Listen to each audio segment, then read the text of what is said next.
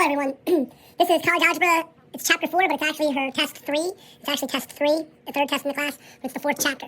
Find the doubling time of an investment earning 3% interest if compounded continuously. Find the doubling time. So because it says doubling time, we're going to do ln of 2 over whatever the interest rate is. And the interest rate just so happens to be 3%, so I'm going to write that as 0.03. This is a calculator key in problem. You can't do it without technology. You can't do it by hand. So I'm going to turn it on, I'm going to hit the fraction bar, and then I'm going to do the ln button. Ln of 2, that's for doubling time. If it said triple time, you would put a 3 in there. Down arrow, 0.03, and it takes 23.1 years. 23.1 years, and that was correct. This one is the function 1-to-1. In order for it to be a function, it has to pass the vertical line test. This function is obviously a function, it says so. But is it a 1-to-1 function? In order to be 1-to-1, it has to pass the horizontal line test also. This passed the vertical line test and the horizontal line test, yes, it's a function. Number 3, is this a 1-to-1 function? It's a function, but it's not 1-to-1. Notice, it strikes a horizontal line strikes the curve in 2 spots in a couple different places. So no, that's not a 1-to-1 function. Number 4, is this function 1-to-1? Well, it's x squared, and x squared, you should know, looks like this. Highly recognizable graph. No, that does not pass the horizontal line test. Are the given functions inverses of one another? Well, in order to do this one, you got to do some work. So the first thing I'm going to do is rewrite this as y equals 5x minus 6. Then I'm going to flip-flop the x and y. So that's going to be x equals 5y minus 6. Then I'm going to solve that for y. So I'm going to add 6 to both sides. That's x plus 6 equals 5y. Then I'm going to divide both sides by 5. And notice, my inverse function would be x plus 6 over 5. They're trying to trick me here. The answer is no. Number 6, another one. Are they inverses of one another? So I'm going to rewrite it as y equals 3x minus 3. And I'm going to flip-flop the x and y. So x equals 3y minus 3. I'm going to add 3 to both sides. That gives me x plus 3 equals 3y. Now notice, this one doesn't have a big fraction as the answer. So I'm going to divide every item by 3. 3 divided by 3 is going to be 1. That's going to give me 1/3 x. So that's actually 1/3 x plus 1 equals y. Yes, they are inverses of one another. It does equal that. Is the function 1-to-1? Yes, it's 1-to-1. And then they want the inverse again. Notice they want a big fraction as the answer. So I'm going to rewrite it as y equals 8x plus 6. Flip-flop the x and y. That's going to give me x equals 8y plus 6. Subtract 6 from both sides. That's x minus 6 equals 8y. Divide the whole thing by 8. Divide the whole thing by 8, and that gives me x minus 6 over 8, and it matches up with this one here, number 7. Number 8, calculator key in. So I'm going to dump in parentheses. Fraction bar, 1 over 5. Right arrow, close parentheses, x box, to the negative 2. 25 is the answer. Simple calculator key in, the answer is 25. Number 9, 1/3 to the x, and they want me to plug in 5 halves. So the calculator key in is going to be 1/3. Raise it to the 5 halves. It's going to be a decimal answer, so it's calculator key in. Parentheses, fraction bar, 1 over 3. Right arrow, close parentheses, to the 5 divided by 2. You can do it like that. 0.064. Excellent. Not that big of a deal. Number 10, the graph of 2 to the negative x. Well, 2 to the x would be a growth function. 2 to the negative x reflects it over the y-axis, so that's going to be a decay function. Another way to write a decay function would be 1/2 to the x power. 1/2 and 2 to the negative x are actually the same graph. It's a trick question. 1/2 and 2 to the negative x are the same graph. It's actually a trick question. Number 11, so it's x minus 5, but it's up here next to the x. So this is an opposite same type idea. They had a plus something down here, it would go right 5, up 1. But it doesn't have anything out there. So this graph is a growth function that gets shifted right 5 units from where it usually is. So notice, this one got shifted down 5 units, this one stayed the same, this one got shifted left 5 units, and this one got bumped over to the right from this. Look, about 5 units to the right. So it's choice C. Number 12, graph this. So notice, there is no right-left shift, but there is a downshift. And it's a growth function, it's 3 to the x, that would grow like this, but it's going to get shifted down 4 units. This graph got shifted up 4 units, this graph got reflected, this graph got reflected and shifted down. This one is the growth function that shifted down 4 units. The move for this is bay. Bay is my bay. And that's this button here, this wonderful button right here. So the base is 9. The base is 9. And the argument is 3. And your answer is 1/2. So log base of the answer equals the exponent. So that's bay. Beta, the base to the exponent equals the argument. So beta is my bay. Real good note to have on your note card. Beta is my bay. Beta is my bay. Beta is my bay. Beta is my bay. So that's an E there. So the base is 1/2. So I'm going to hit that wonderful button again, and I'm going to put 1/2 down in the base. So 1/2. Right arrow. And the argument is 8. Dump it in. It kicks it out pretty rapidly. Negative 3. Nice calculator key. Solve the equation. I think beta is my bay, but it's going to equal negative x. Beta is my bay, but it's going to equal negative x. So log base of the argument equals the exponent. So log, and the base is 5. The argument is 1 over 125, and it's going to equal, instead of x, it's going to equal negative x. So I'm going to type this into my calculator. I'm going to hit that wonderful button. Log base 5. 1 over 125, and that equals negative 3. So negative x equals negative 3. So that means x is going to equal positive 3. You got to be woke. Another beta is my bay, but this one's a little bit more complicated. Beta is my bay. So it's going to be log base 5 of my argument 1 over 125, and that's going to equal the exponent of 3 minus 2x. So I have to do a little bit of arithmetic or high-level math before I can go back to middle school. So I already did this. Log base 5 of 1 over 25, that equals negative 3. So this equals negative 3. So negative 3 is going to equal that exponent of 3 minus 2x. I want to subtract 3 from both sides. That's going to give me negative 6 equals negative 2x. Divide both sides by negative 2. Lo and behold, my answer is 3 again. This one is a little tricky. This one's a little tricky. Multiple choice, you can just guess and throw those numbers in and see if it works. So I'm going to throw in 5 to the 3/4 power and hope it equals 125. So let's do that. 5 to the 3/4 power. Does it equal 125? Oh no. So now I'm going to do 625 to the 3/4 power. And yeah, that equals 125. But what about negative 625? What about negative 625? So in order to do that, you actually have to wrap it to see if it works. Otherwise, it'll kick out an inaccurate answer. No, it gives me an error go-to message. Did I type it in correctly? Yeah, no mistakes. So it has to be positive 625. You got to run the 2's. 2 to the 1st, 2 to the 2nd, 2 to the 3rd, 2 to the 4th, 2 to the 5th, 2 to the 6th, 2 to the 7th. You should have this already done. That equals 2. That equals 4. That equals 8. That equals 16. That equals 32. That equals 64. That equals 128. I only needed to go up to 64 and 32. So there's the 2 I need. Notice the 32.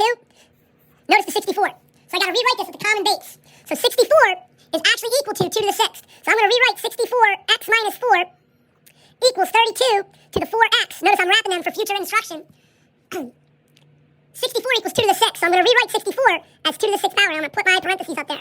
32 can be rewritten as 2 to the 5th. I'm going to put my parentheses up there. Now, that x minus 4 comes into these parentheses. That 4x comes into these parentheses. It's not the most appropriate thing to do in math class, but I'm going to get rid of those 2's, and now I'm back in middle school. I'm going to distribute that 6. That's going to give me 6x minus 24 equals 20x. Have to solve that. I'm going to subtract 6x from both sides. That's going to give me negative 24 equals 14x. Divide both sides by 14. That's going to give me half of 24 is negative 12 over 7. Got it. Find the future value. These are important problems. The finance problems are extremely applicable. Everyone uses them. So I call these A-print problems. If it finds the future value, I just do print. If it wants me to find the present value, I do A-print. P-R-N-T. The principal that's invested is 35,366. So 35,366. The interest rate is 8%. We write that as a decimal, 0.08. Number of compounding, semi-annually. That's twice a year. Compounded twice a year. For how many years? 7 years. I put a parentheses after it. I do a 1 plus a fraction bar, and then I know I'm going to have an X box up there. So what goes on the parenthesis on the fraction bar? I have it written right here in the correct order. Print helps us out. So it's going to be 0.08 over 2. What goes up in the X box? A lot of people just put 7. It's actually 2 times 7. Some people write 2 times 7. Other people just do that math in their head. This is now a calculator key. So I'm going to type in the 35366. The 35366. Open parentheses. 1 plus the fraction bar. 0.08. Don't mess up on the interest rate. That's really important. Right arrow. X box, 14. So, the future value is $61,242.47. They didn't round it that far. They went to the nearest dollar, but you can see it's pretty close. Future value.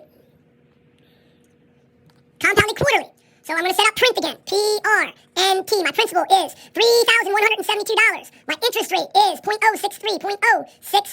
Compounded how often? Compounded quarterly. So that is n equals 4. For how many years? They tell me 6 years. I put the parentheses right after the principal.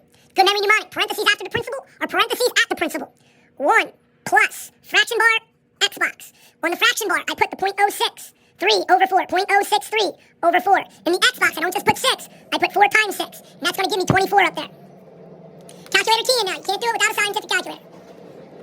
So I'm going to type in 3172. Open parentheses. 1 plus fraction bar. 0.063. Down arrow. 4. Right arrow. Close parentheses. X box to the 24th power. It equals, it should show up as one of your answers. This time they rounded it. 4615.48. There it is, choice A. Evaluate the logarithm. Just use the base, the wonderful button. There it is, that's the button you're going to hit. And it's going to send that up. Put a 9 in there, right arrow, type in the 729, and it does it quickly. 3. Number 22. This is another one. They want me to rewrite it. So this is beta. So, oops, wrong one. This is beta. So it's base to the exponent equals the answer. So it's going to be log base, and the base is 32, of the argument is 16, and that's going to equal 4/5, the exponent. We get the hang of it after we practice. Again, they want me to write the equivalent exponential form. So it's going to be 1.024. This is the exponent, 1/5, and it equals the answer or the argument, 4. Solve it. This is the calculator key in. So I'm going to hit that wonderful button again. I'm going to hit that button. Whoops. I'm going to hit that button. That's going to show up. I'm going to type in the base 4. I'm going to right arrow, hit the fraction bar, do 1 over 256, 1 over 256, hit equals, and it's negative 4. This one I don't really need a calculator for, but I will use it. That log kicks that 3 over, the 3 flies over and kicks up the negative 2 and then runs away. So x equals 3 to the negative 2. 3 x box to the negative 2 is going to be 1/9. Log graphs, the graph of a logarithm is a slow growth. A 2 to the x or a 3 to the x will grow quickly. An e to the x will grow quickly. A log x or an ln x will grow gradually.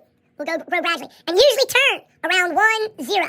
Usually goes through 1, 0, unless, of course, there is a phase shift. So this phase shift is in with the parentheses and the x, so it's going to be opposite. It's going to go right 1. This is the normal log. This is a growth. It can't be that. This is a growth. It can't be that. The difference between normal log and this graph is this graph went right 1. So it has to be choice C. Log base 4 plus 2. So notice it's not a parentheses plus 2. If it were, it would be left 2. But because there's no parentheses there, this is a vertical shift up. Remember, the log graph grows like this. This is not a log graph. This is a 2 to the x. This is a log graph, but this guy went left 2. This is not a log graph. This is an e graph or a 2 to the x graph. This is a log graph that seems to have gone up a little bit. 28. Match the function with this graph. That's the normal log graph with the base 5. This one is a log graph that got moved right. No, this is not a log graph. It's going to be this one. It can't be this one. That's not a logarithm graph. Logarithms break down functions. A logarithm can break down an exponent. A logarithm can break down multiplication. But I'm sorry, there's nothing lower to break down a positive sign. So this one, you can't do anything. It stays. What rolls downstairs goes over in pairs, rolls over your neighbor's dog. What's great for a snack if it's on your back? It's log, log, log. Base 6, base 6, base 6. There are 3 items in this particular question. A 5, an R, and an S. A 5, an R, and an S. Sorry, I don't want it to look like a 5. What's on top gets a plus sign in front. What's on top gets a plus sign in front. What's on bottom gets a minus sign in front. That square root gets changed to a 1/2. That square root gets changed to a 1/2. Multiple choice, there it is.